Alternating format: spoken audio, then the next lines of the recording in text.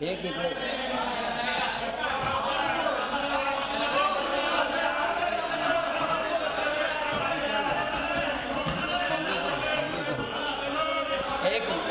एक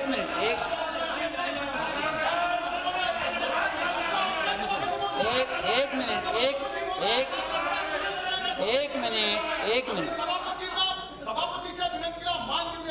ऐका मुंडे साहेब ऐका माझा एक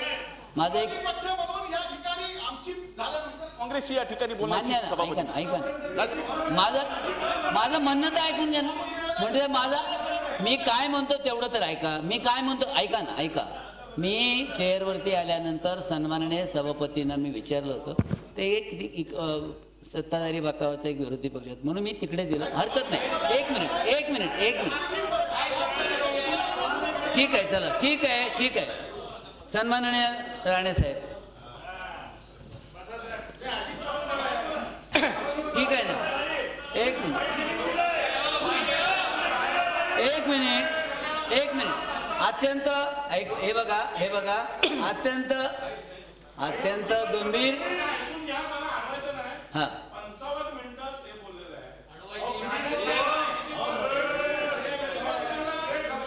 अत्यंत गंभीर विषयावर चर्चा सुरू आणि वेळ वाढवायला सभागृहाला अधिकार आहे आमची मेजॉरिटी आहे वाढवा काही चिंता करू नका वेळ आपण अत्यंत गंभीर विषयावर गांभीर्याने चर्चा करतो आहे ती चर्चा आहे ज्या पद्धतीने सुरू त्याबद्दल काही हरकत नाही सभापती महोदय सभागृहाचे विरोधी पक्ष नेते सन्माननीय श्री धनंजय मुंडे यांनी विधान परिषद नियम क्रमांक 97 ची चर्चा सभागृहात मांडलेली आहे त्या चर्चेमध्ये सहभागी होण्यासाठी मी उभा आहे सन्माननीय श्री धनंजय मुंडे या चर्चेमध्ये भाग घेताना वास्तववादी चित्र अतिशय उत्तमरित्या त्यांनी सभागृहासमोर ठेवलेलं आहे सभापती महोदय मला वाटत होतं की धनंजय मुंडे उभे राहिल्यानंतर हा जो महाराष्ट्रातील एक संवेदनशील विषय चर्चेला घेतलेला आहे सभापती महोदय जरा तुम्ही बसा ना तुम्ही त्या अशा महत्वाच्या निकडीच्या सार्वजनिक महत्वाच्या संवेदनशील विषयावर माननीय मुख्यमंत्री सभागृहात येऊन बसतील पोलीस अधिकारी राज्याचे डीजी सभागृहात असतील महत्वाचे विषय आज कशा आम्ही काय हा बोला माननीय सभापती महोदय मला मान्य आहे की माननीय तटकरेंनी जेव्हा मुद्दा उपस्थित केला त्यावेळेला 2ला लगेचच सभागृहामध्ये प्रामुख्याने अधिकाऱ्यांच्या कक्षात कोण नव्हतं परंतु आता नगर जिल्ह्याचे SP बाळासाहेब पाटील सहसचिव आबा पाटील असे सगळे अधिकारी आहेत आणि खालचे आहेत राणे साहेब नियम प्रथा परंपरा आहेत विरोधी पक्ष नेता उठतो मुख्यमंत्री तिकडून येतात आणि डीजी सर्व अधिकारी वरती राज्याचे मुख्य अधिकारी म्हणून सगळे असतात राणे साहेब तेच म्हणतोय की 1 मिनिट फक्त उशीर झाला बाकी सगळे अधिकारी 1 मिनिटानंतर आले आहेत आणि खालच्या सभागृहात सुद्धा चर्चा सुरू जरा मला बोलू दे सभापती महोदय आता नवीन एक प्रथा करा अधिकारी आले का सभागृह सुरू करूया राणे साहेब खालच्या सभागृहात सुद्धा चर्चा सुरू आहे माननीय मुख्यमंत्री महोदय खाली उपस्थित आहेत आणि म्हणून त्यांनी मी स्वतः आहे गृहराज्यमंत्र्याने उपस्थित ठेवलंय आणि स्वतः उभी केली आहे हो नाही बोला अहो आता काय एवढी पाहिजे आम्हाला या ठिकाणी डीजींना काहीही गांभीर्य नाही या घटनेचं संपूर्ण महाराष्ट्रामध्ये ग्रामीण भागामध्ये मुलींच्या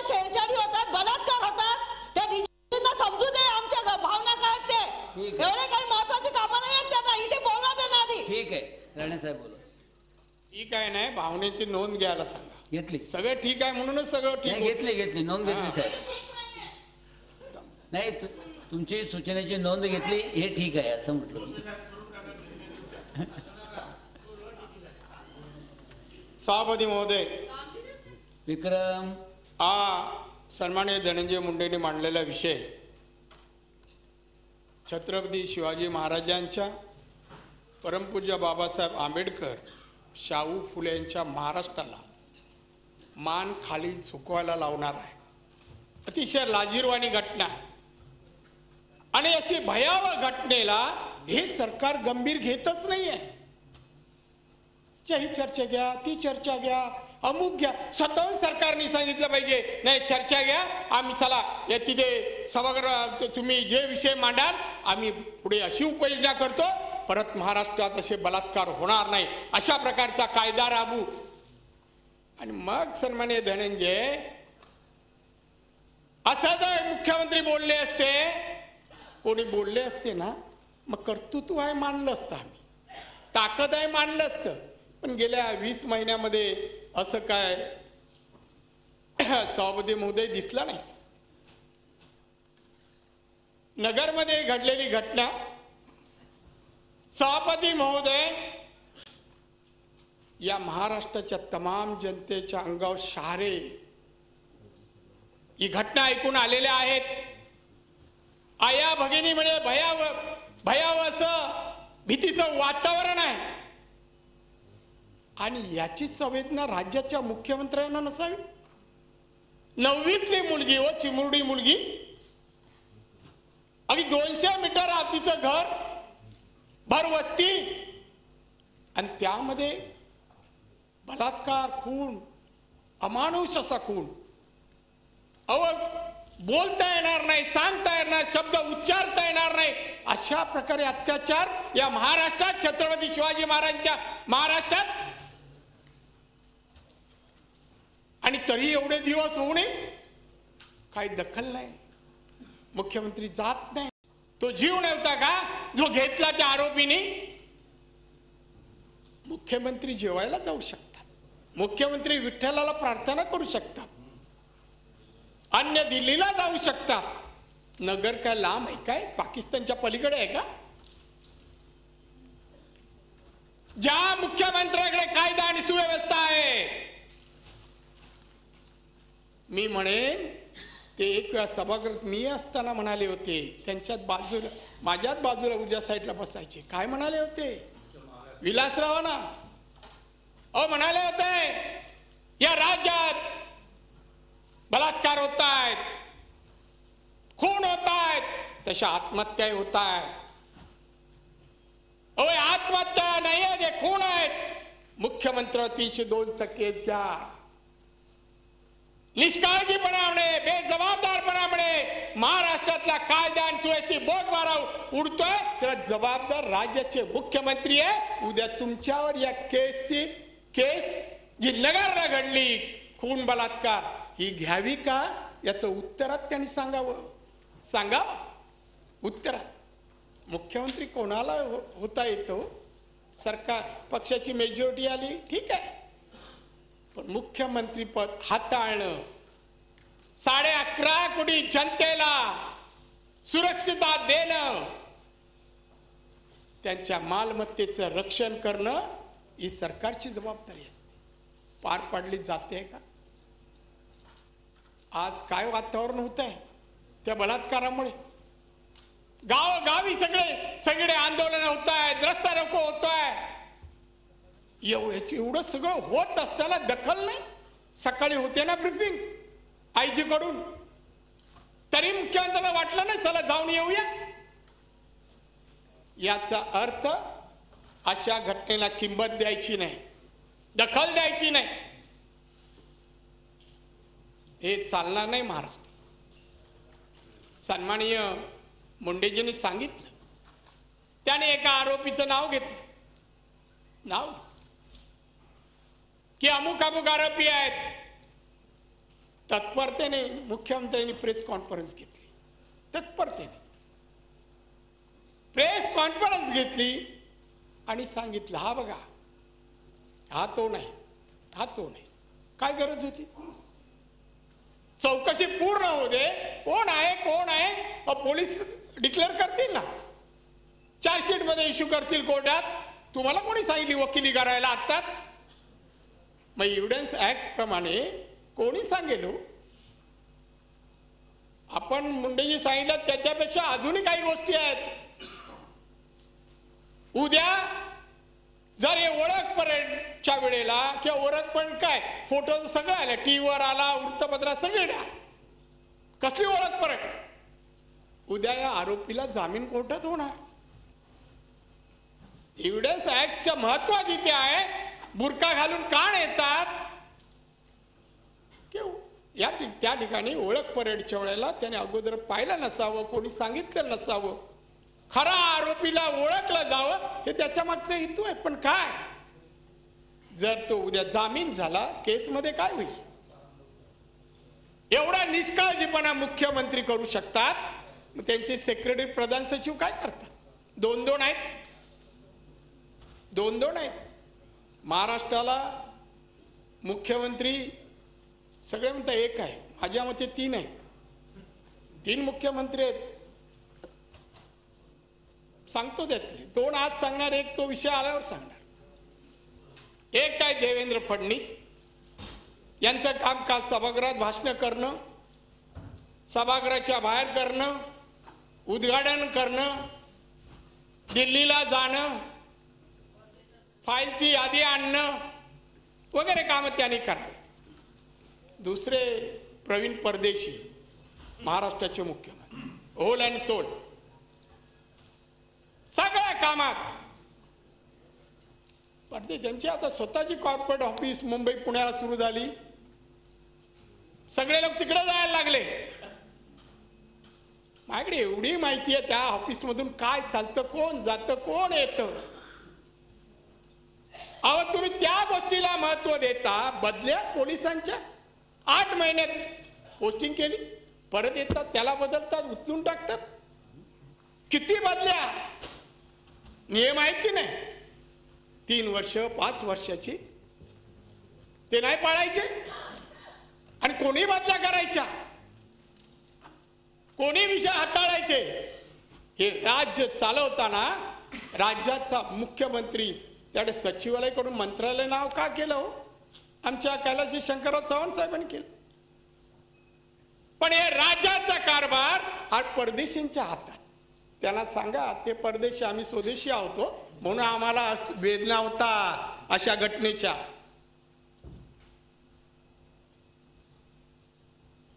आणि म्हणून अशा कारभारावर प्रशासनावर जो धाक लागतो, पोलीस खात्याला धाक लागतो. नाही हो, पोलीस खात्याचं काय झालंय?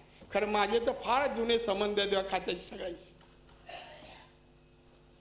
आणि मूळचा मुंबईच असल्यामुळे सगळी कशी यंत्रणा चालली पाहतोय हो. काय राहिलं नाही हो, काय राहिलं? कोण कोणाला विचारत नाही. अनेक अधिकारी, कोण बिल्डर झाले, कोण हॉटेल मालक झाले. का आनंदी आनंद आहे पोलीस खात्यामध्ये. बलात्कार, खून, मारामाऱ्या, किती प्रकारचे गुन्हे घडतायत. स्मगलिंग किंवा अन्य काही कारवाया एवढ्या उघड होत आहेत, कोणाचं लक्ष नाहीये. दुकानं चालवायचं एकमेव धंदा चाललाय. चला, कोणाचं लक्ष नाही का आपल्याला सांभाळून घेणार आहेत. किती निलंबित झालेले अधिकाऱ्यांना घेतलं आणि चांगल्या पोस्टिंग मध्ये केलं या 6 महिन्यात. माझ्याकडे यादी आहे, यादी आहे. अँटी करप्शन पकडायचं, निलंबित करायचं, 6 महिन्याने घ्यायचं, त्याला विचारायचं योग्य व्यवहार झाला तर कुठे जायचंय, तो सांगेल तिथे पोस्टिंग. हे सध्या चाललंय परदेशी काम. किती अधिकारी का? मग गुणवत्ता मेरिटवर असलेल्या विद्यार्थ्यांनी आपल्या यानी अधिकाऱ्यांनी कुठे जावं, कर्तृत्वान अधिकाऱ्यांनी कुठे जावं, सगळ्या बाजूला फेकले जात आहेत. सगळ्या डिपार्टमेंट परदेशीच्या मनात पसंत पडला त्याला योग्य पोस्ट. आणि त्यांचे उपमुख्यमंत्री आहेत दराडे, त्यांचं तर भयानकच आहे, ते सांगेन मी. आता सोडणार नाही. 20 महिन्यामध्ये तुम्ही जी वागणूक विरोधी पक्षाला दिली ना, ती वागणूक लोकशाहीला शोभा देणारी नाहीये. 20 महिन्याचा कारभार जो केलात ना, तर महाराष्ट्राच्या संसदीय परंपरेला आज शोभा देणार नाहीये, योग्य नाहीये, योग्य नाहीये. अहो, एक मुख्यमंत्री काय मंत्रिमंडळ गेलं असतं ना, तरी त्यांच्या घरच्याचं दुःख तुम्ही नाही पुसू शकले असते, कमी करू शकले असते. पण तेवढे महत्व नाही. हो, किती मंत्री रात्री 3-4 घरी येत नाही हो, कुठे असतात? मग एक दिवशी 3 वाजता तिकडे वाजले असते तर काय झालं असतं? कोण बोलतंय?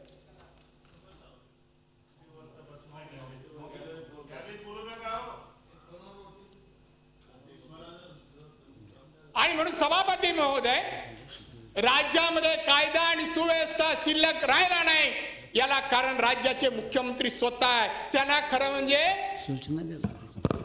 गृह खातं कळलंच नाही हो, गृह खातं कळलंच नाही. अधिकारी, अहो इथे चर्चा आम्ही 93 माहिती 97 दिली, तुम्हीच सांगता ठीक आहे दोन्ही एकच आहे, अडीच तारे. असं कसं? आमचा अधिकार आहे साहेब, सांगतो मी.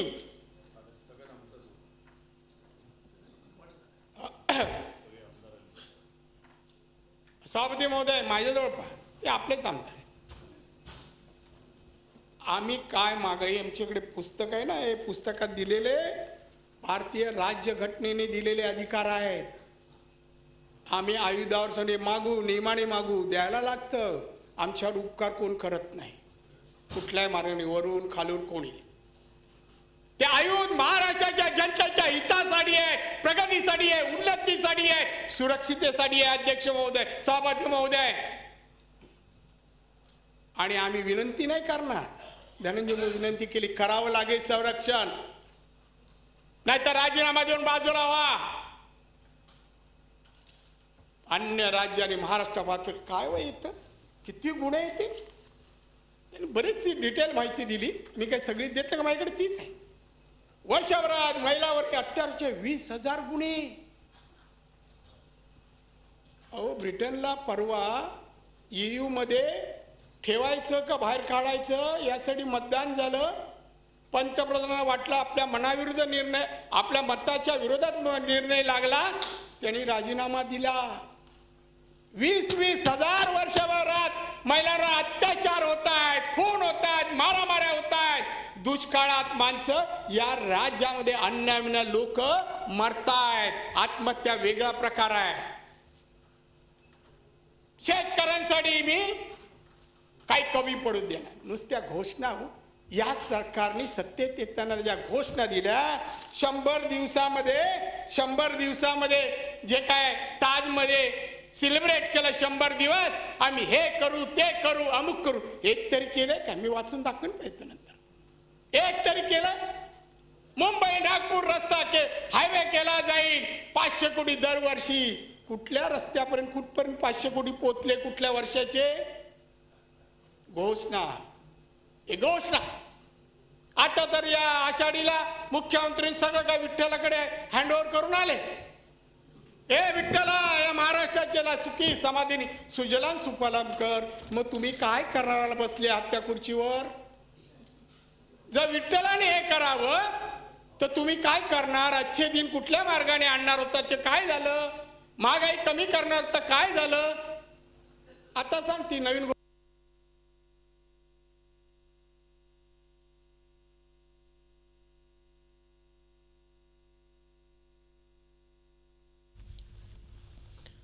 विधान परिषदेतल्या कामकाजाचं थेट प्रसारण आपण पाहतो आहोत.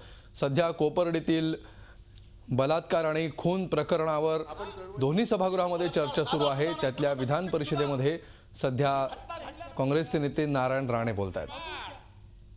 जो केलात ना अतिशय आपण चळवळीत, आणि तो बलात्कार साधा सुद्धा नाही, सभा अधीक्षक सुद्धा. ही घटना घडल्या, ती चर्चा घ्या. तर यानंतर आपण आता विधानसभेमध्ये जाऊया, बघूया तिथे काय चर्चा सुरू आहे. नंतर तिथल्या सगळ्या विद्यार्थिनींनी शाळेत जायचं की नाही हा प्रश्न निर्माण झाला आणि आता तर अशी सिच्युएशन होती की त्या मुली जवळपासच्या शाळेमध्ये म्हणजे आवड निवड कुठली न बघता जवळपासच्या कॉलेजमध्ये ऍडमिशन घेतात. त्यांना जेव्हा तिथं विचारलं की तुम्ही जवळपासच्या कॉलेजमध्ये का ऍडमिशन घेता, तुम्हाला आवडीच्या कॉलेजमध्ये इंजिनिअरिंगला, मेडिकलला किंवा आणखीन सायन्स फॅकल्टीला का जात नाही, तेव्हा त्यांनी सांगितलं की 9 वर्षापूर्वी घटना घडल्यामुळे आम्ही तेव्हापासून खूप घाबरून गेलेलो आहे, कारण त्यावेळेला आम्हाला न्याय मिळालेला नव्हता. तीच घटना, तशाच प्रकारची आता भावना जर का इथे असेल, आमच्या सरकारने निर्णय घेतलेला आहे की त्यांना बस घेणार आहात, काय धोरणात बदल करणार आहात, शिस्त कशी आणणार आहात, आणू शकाल? नाही आणू शकत. कारण तुम्हाला मी सांगतो, आज कोण आहे ते गुंड, कोण आहेत गुंड, का बाहेरून अतिरेक येऊन करतायत हे गुंड? नागपूरची सगळी हिस्ट्री पत्रकारांनीच पाठवली आहे मला, पत्रकार. और यांच्या घराच्या बाजूला खून होतो मुख्यमंत्र्यांच्या. और नितीन गडकरीच्या मेवण्याच्या घरी चोरी होते, आयुक्तांच्या कार्यालयाच्या बाजूला खून होतो. जेवढे गुन्हे नागपूरला झाले, खून, मारामाऱ्या, बलात्कार, महाराष्ट्रात नाही झाले. अहो नागपूर नाही सांभाळू शकत, महाराष्ट्र काय सांभाळणार, कसा सांभाळणार?